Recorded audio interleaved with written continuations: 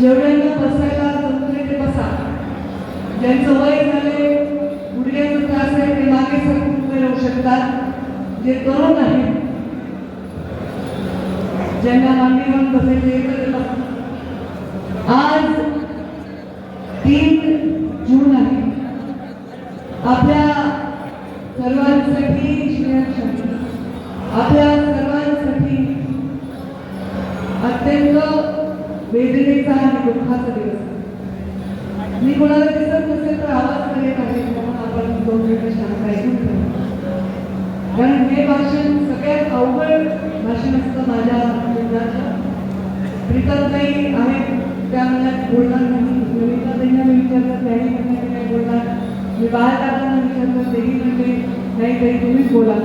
आता इथे योगेश शिरसागरे, आमचे बदामराव दादा आहेत, आमचे डॉक्टर कायंदे आहेत, आमचे शंकर देशमुख आहेत, आमचे भाऊबंधू अजय मुंडे आहेत, आमचे युवा मोर्चाचे अध्यक्ष संजू आले आहेत, आपल्या अक्षय इंदिरा आहेत, आमचे प्रवीणजी घुगे राज्याचे आमचे प्रदेशाचे नेते आहेत, आमचे बंधू गणेश हाके आलेले आहेत, आमचे भैया धर्माधिकारी आणि पद्मश्री धर्माधिकारी आलेले आहेत, आमच्या सर्व पंचक्रोशीतले जिल्ह्यातले आणि पूर्ण विभागातील राज्यातील लोक आले, आमचे राजाभाई आले, सोहन आले, राष्ट्रवादी भारतीय जनता पार्टीचे सर्व कार्यकर्ते आज उपस्थित आहेत. त्यांचे आज आभार व्यक्त करते आणि या माध्यमांचे आभार व्यक्त करते.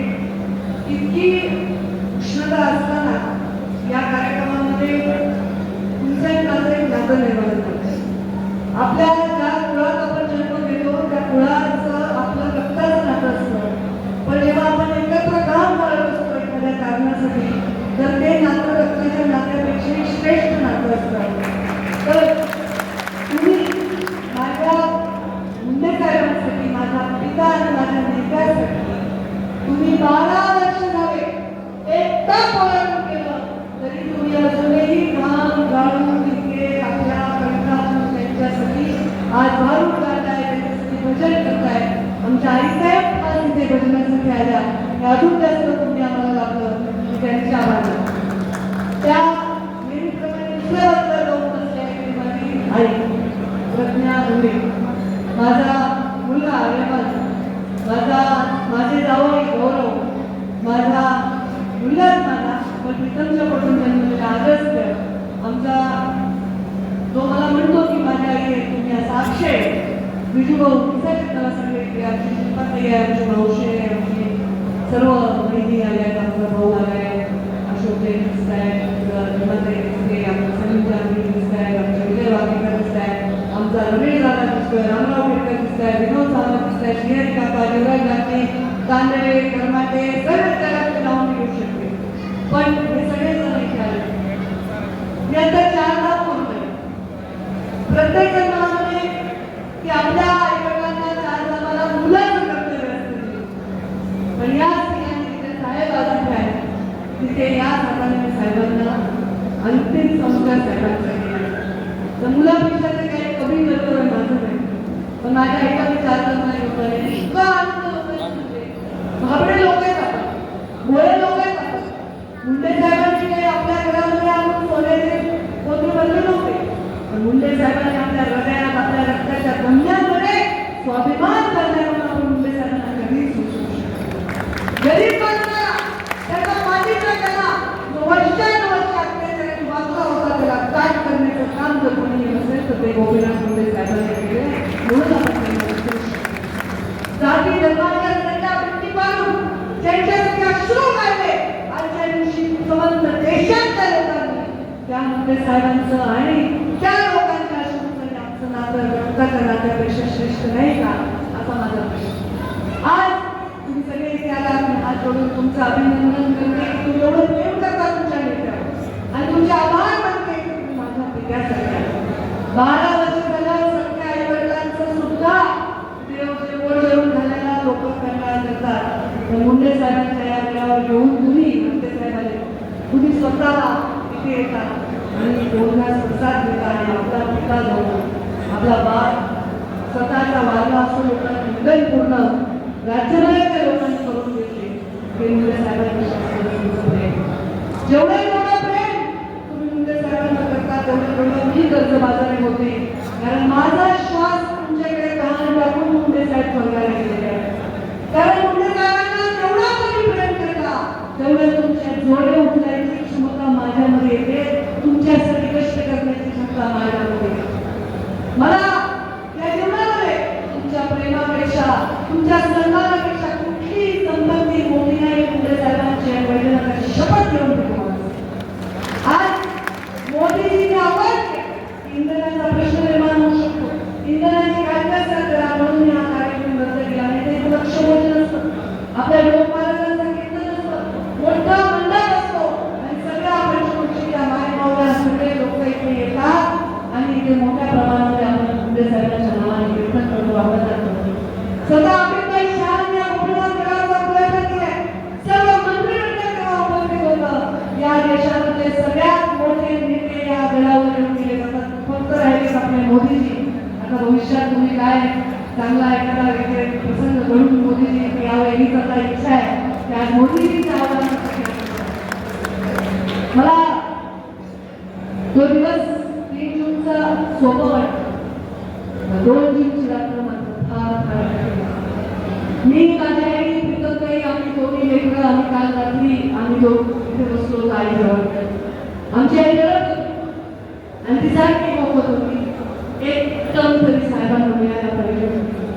5 वर्षात तरी जगायला पाहिजे होते. इतके कष्ट केले, पायात काटे पोचले, घाबरले नाही, उन्हात गांडात फिरले, खाल्लं नाही, जेवलं नाही, तब्येतीची चिंता केली नाही. ज्या माणसाला सत्तेवर बघण्यासाठी देश प्रतीक्षा करत होता देवांनी असं न्यायला नाही पाहिजे. पदार्थांच्या कवितेत एक वाक्य होतं की लोक मुंडे साहेबांच्यासाठी कप झालं ते वाट बघतायत. आईसाहेब म्हणाल्या मुंडे साहेब देवावर जाऊन बसले. मी माझ्या आईला नेहमी सांगते आयुष्य हे लांब नसावं, आयुष्य मोठं असावं. तर माझ्या बापाचं आयुष्य एवढं मोठं होतं की माझा बाप आता देवाला गेला. माझं त्यामुळे तुमचं त्यांचं नातं माझ्यापेक्षा मोठंच आहे. आमच्या मोदीजींनी सांगितलं एक पेड माग आहे ना, ते तर आम्ही लावतोच, पण आजचा माझा संकल्प एक पेड बाग केला. अरे जी आई आपल्याला जन्म देते, आपण त्यांचं खूप कौतुक करतो, जो पिता आपलं पालन पोषण करतो, आपल्यामध्ये शक्ती करतो, त्या पित्याचं सुद्धा कौतुक करतो. तर आज मुंडे साहेबांवर प्रेम करणाऱ्या सगळ्यांना मी इथे रोप देणार. हा माझा संकल्प आणि हा संकल्प तुम्हाला सर्वांना इथे रोप देणार. तुम्ही घेऊन जाणार की नाही? ते झाड लावणार की नाही? त्या झाडाला पाणी देऊन त्याचा मोठा वृक्ष करणार की नाही? मुंडे साहेबांनी तुमच्या हातात दिले ना, त्या लोकांचा मोठा वृक्ष तुम्हीच केलाय ना. आता प्रत्येकाने या संकल्पातून प्रत्येकाने जे मी आयुष्यामध्ये खातं सांभाळलं तो संकल्प माझ्यावर मुंडे साहेबांवर प्रेम करणाऱ्या लोकांनी पुढे नेला. आज मी हे खातं पर्यावरणाचं मला दिलेलं आहे आणि सगळ्यात कठीण परिस्थिती आज पर्यावरणाची आहे. बघा आता किती उकाडा वाढलाय, किती टेम्परेचर वाढलंय, झाडाची सावली नाही, बांधावर भांडण झालेले. अशा वेळी आपल्याला पर्यावरणाचं रक्षण करायचं आहे आणि त्यामुळे प्रत्येकाने आता जला कार्यक्रम करायचा आहे. मी संकल्प स्वतः घेते आणि तुम्हाला देते. एकच संकल्प आणि अजून संकल्प पहिला संकल्प एक बाबा काय केलं काही नाही. तुम्ही कोणाला बसा ना, मी संकल्प सर्वांना देते. इथे जे काम करणारे लोक उन्हाळ्यात येते त्यांना काही फरक पडत नाही. मी संकल्प घेते आज की तुम्ही इथून माझ्या एके गोपीनाथ गडाचा प्रसाद म्हणून मी वृक्ष घेऊन जा. तुमच्या घरामध्ये कुणाचाही वाढदिवस असेल तुम्ही किमान 11 झाडं लावा, किमान तुमच्या परिस्थितीप्रमाणे. नुसते लावू नका, ते वाढवा. तुमच्या घरी काही दुःख झालं असेल तुम्ही गोड जेवण करता तेव्हा सुद्धा प्रत्येक वालेल्या माणसाला एक वृक्ष आहे आणि त्या वृक्षाची सावली ही वृक्षाची सावली तुमच्या पुढच्या पिढीसाठी आहे. लक्षात ठेवा. पहिले लोक संपत्ती देत होते, मालमत्ता देत होते, जमीन देत होते, जायदाद देत होते. आता आपण जो प्रत्येक श्वास घेतोय तो आपण पुढच्या पिढीपासून मिळवून घेतोय. ही जबाबदारी आपल्या सर्वांची आहे. त्यामुळे इथून तुम्ही सगळे झाड घेऊन जाणार आणि प्रत्येक महत्वाच्या दिवसाला तुम्ही वृक्षारोपण करणार. 3 जून आणि 12 का जग काय करेल मला माहिती नाही. माझ्यावर मुंडे साहेबांना प्रेम करणाऱ्यांचा हा संकल्प आहे की तुम्ही आता ते वृक्षारोपणाचा संकल्प माझ्यापासून पुढे यायचा. मी एकटी लावून तुम्हाला श्वास मिळणार नाही, ऑक्सिजन मिळणार नाही करणार. दुसरा संकल्प मुंडे साहेब कोण होते? कोण होते? लोकनेते होते. त्याच्या आधी कोण होते? मुख्य काय? शेतकरी होते. मुंडे साहेबांच्या राजकारणाची सुरुवात कशी आहे? शेतीवर शेतकऱ्यांवर अन्याय झाला तर ते उठवायचे, ते त्याच्यासाठी लढायचे. पहिला मोठा विक्रांती मोर्चा जर नागपूरमध्ये शेतकऱ्यांच्या कर्जमाफीचा कोणी दिला असेल, इतिहासात गोपीनाथ मुंडे या तुमच्या शेतकरी. आता मी पण असं ठरवलंय की रासायनिक नसलेली शेती मी करणार, हा माझा संकल्प आहे. तर मी जर ते केलं तर तुम्ही कॉपी करता काय? काही जी गाडी घेतली ती गाडी आवडते. आता माझ्यासाठी कपडे तुम्ही घालत नाही अशी, पण काही वावर करून फोटो काढला, तुम्ही वावर फोटो काढता. काही अशा वळल्या तशा वळल्या सगळं करता की नाही? मुंडे साहेबांनी सगळं करता. मग मी जे करेल ते तुम्ही करणार. म्हणून मी ठरवले की रासायनिक खतांशिवाय शेती करायची. पहिल्या वर्षी मला नुकसान होईल, पण जैविक शेती किंवा नैसर्गिक शेती मी करणार आहे. मुंडे साहेब शेतकरी होते. आज मातीची जी अवस्था झालेली आहे, पाण्यामध्ये जे प्रदूषण आहे ते उद्योगापेक्षाही जास्त हे शेतीमधल्या रासायनिक खतांमुळे. आणि मी स्वतः आज थोडं ऊन होतो त्या, कारण मला पुन्हा मुंबईला जावं लागते, फॉरेनर लोकांबरोबर भेटावं लागते, तिथं मी जरा वेळ दिसली पाहिजे. मूळ उतरलं 4-4 मी नांगर मी ट्रॅक्टर चालवणार स्वतः. त्यामुळे तुम्ही सगळे शेतकरी आहेत तर मी शेतकऱ्यांचा आवाज चालवणार, पण मी शेतकरी नाही होणार. मी नुसतं गप्पा आणून चालत नाही. मुंडे साहेबांनी शेतात काम केलंय, मुंडे साहेबांनी कष्ट केले म्हणून त्यांना ते दुखतंय. माझं हे राहिलं होतं साहेब या सगळ्या धक्काधक्कीत मी स्वतः आज जाऊन माझं शेत नांगरणार आहे आणि शेतकऱ्यांच्या ज्या दुःखासाठी मी आवाज उचलला. शेतकऱ्यांना प्रकट नाही विमान मारता गटामध्ये आपल्या सरकारला आपल्या जिल्ह्याचा आपल्या कलेक्टरचा ते सगळं केलं, पण तरी त्यावेळी त्याच्या वंशात तेव्हाकडे ते काय होते ते स्वतः बोलल्याशिवाय मी करू शकत नाही. मी आजपासून शेती करते. आणि दरवर्षी 12 डिसेंबरला मी सकाळी 5 वाजता उठून इथल्या कार्यक्रमाच्या आधी माझ्या ऊसतोड कामगारांबरोबर फळात जाऊन ऊस तोडणारे हा माझा संकल्प. नुसत्या गप्पा मारून मी हेलिकॉप्टरमध्ये फिरून तुमचं मी करत नाही नेतृत्व, तर तुमच्या पायात म्हणूया कायद्याच्या वेदना सुद्धा मी घेते. हे माझं तुमचं नाते, हे मुंडे साहेबांचा मला आदेश आहे. त्यामुळे मी करणार. आता तुम्ही म्हणता तुम्ही 12 महिने सोडा, ते रोडवर वगैरे असतात होती, पण मी 12 महिने तुमचं झालं मी तयार आहे. जायचं का मग? तर मी हे माझ्या कष्टकऱ्या लोकांसाठी करणार. माझा प्रत्येक श्वास हा त्या वंचित आणि पीडितांसाठी आहे आणि त्यांच्यासाठी माझा प्रत्येक क्षण कष्ट करणार. आणि म्हणून हा माझा संकल्प आहे. या संकल्पामध्ये तुम्हालाही संकल्प देतो. तुमच्यापेक्षा लहान माणसाचं काम करा. फार वाईट दिवस होऊ शकतात ना थोडे दिवस.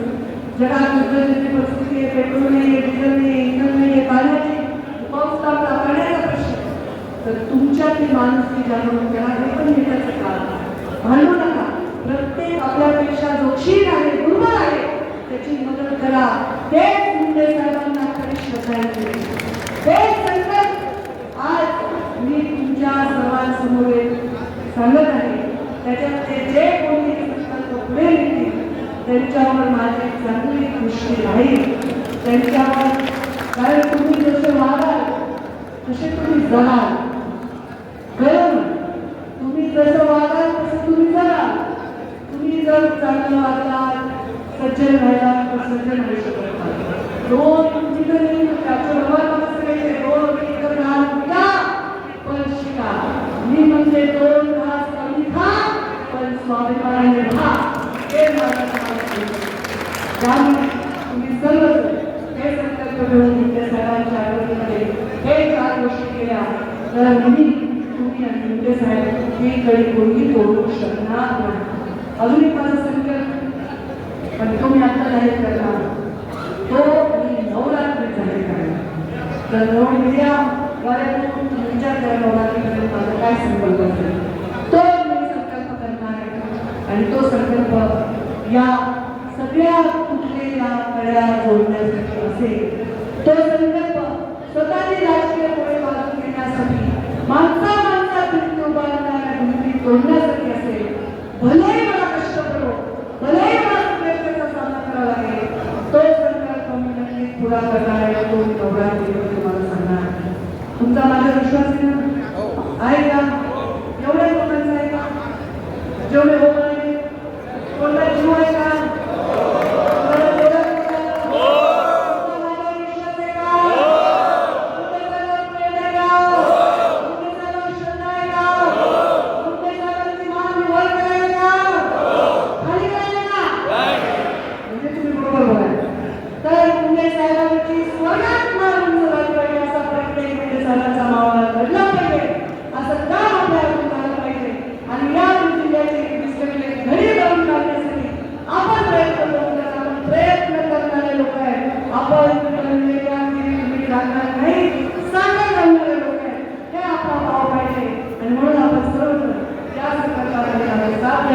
एवढी चांगल्या विनंती करते आणि माझ्या वडिलांना जय हिंद जय महाराष्ट्र.